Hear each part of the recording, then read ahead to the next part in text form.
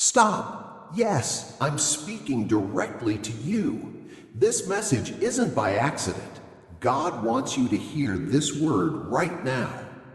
My child, when anxiety races through your mind and fear grips your heart, I am here. Psalm 94:19 says, "When anxiety was great within me, your consolation brought me joy." Take a deep breath and know that I am in control. I am quieting the storms in your life, soothing the worries that keep you awake, and filling your heart with peace that surpasses all understanding. Trust me, for I am your refuge and strength.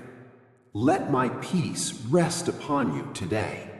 For more messages of hope and comfort, subscribe to Jesus' Message for You and share this video so others can experience God's calming presence too.